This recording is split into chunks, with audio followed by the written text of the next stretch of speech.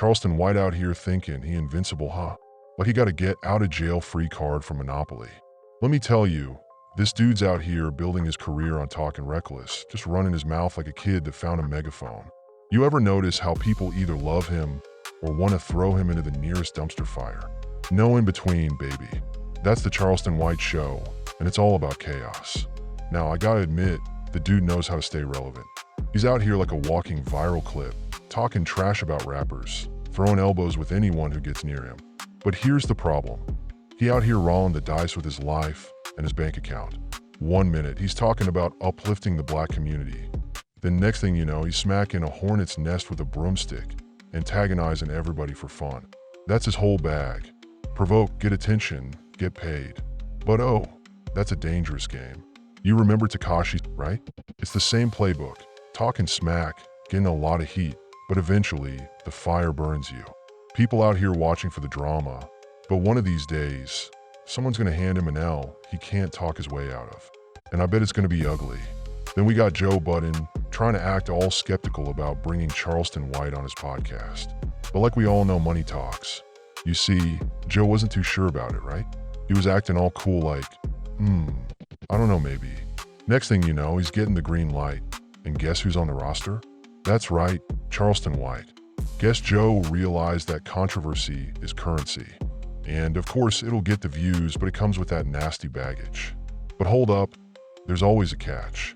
If you get a hot mess like Charleston White on your podcast, you're asking for trouble. Why? Because the man got beef with everybody.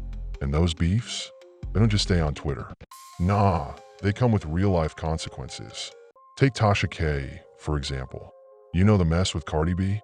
Joe Budden out here interviewing Tasha K, knowing full well it's a liability because now he's stuck between a rock and a hard place.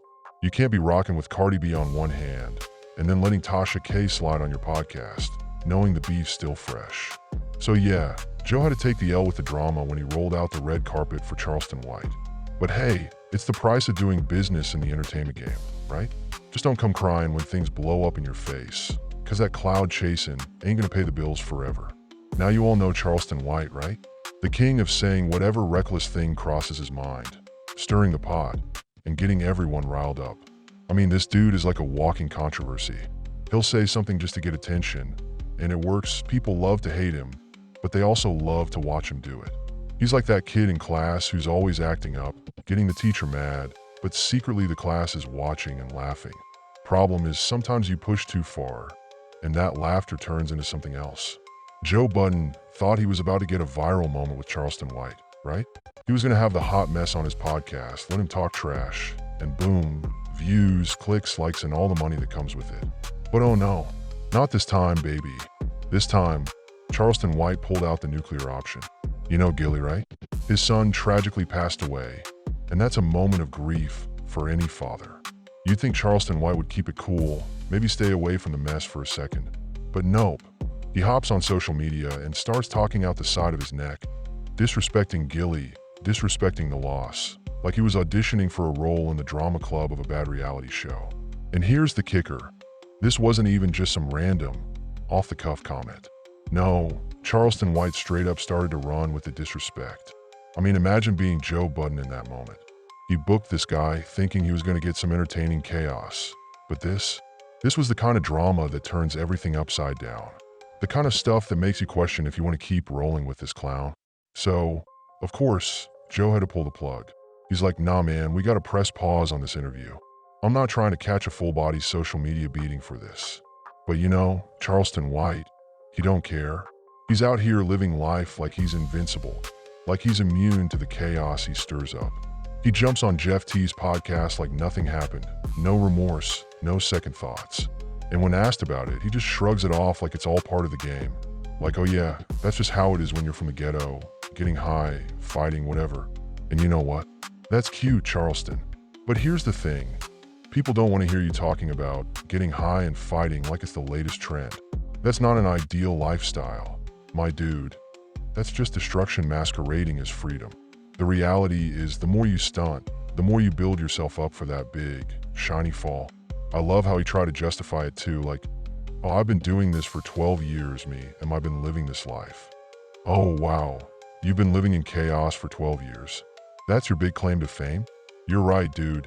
You're just like all those uncles at the family cookout, except you're not a cool uncle. You're the one that no one wants to invite anymore cause you can't act right. Then, let's talk about this whole getting high, fighting mentality he's pushing like it's normal. First off, who the hell wants to promote that nonsense? Just because it's common in some circles doesn't make it acceptable.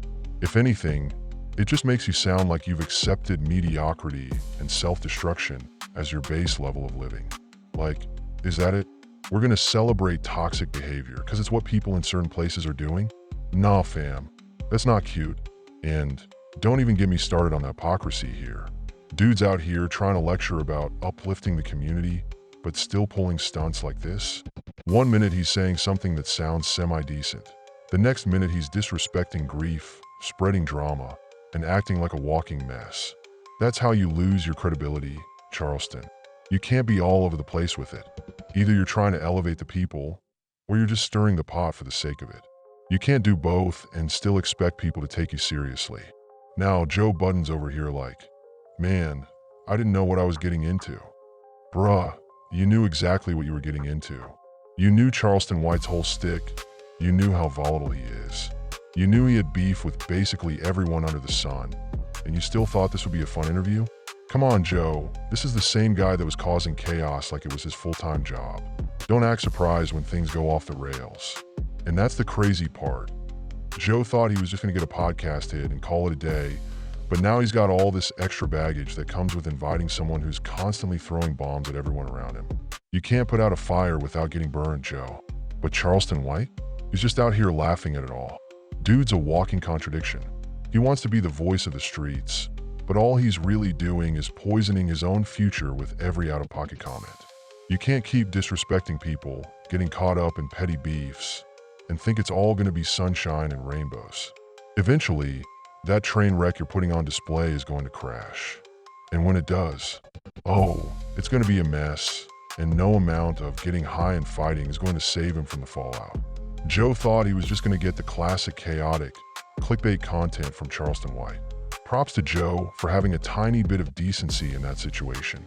Because let's be real, he could have just run with it, get the views, get the clicks, and let Charleston White go on a rampage. But instead, Joe actually took a stand. That's rare these days, and honestly, I didn't think Joe had it in him. I mean, dude could have easily caught a lot of heat from fans who already don't vibe with his whole podcast thing. But he did the right thing. He was like, nah fam, not today. And for real, if Joe had gone ahead and dropped that interview, it would have been the nastiest look for him. Not only would the fans be on his neck, but his colleagues? Man, Gilly and Joe got a lot of mutuals in the game. That concludes today's video. If you enjoyed it, be sure to hit the subscribe button and turn on notifications so you're alerted whenever a new video drops. It's completely free and helps out the channel tremendously. Thanks for watching, and I'll see you in the next one.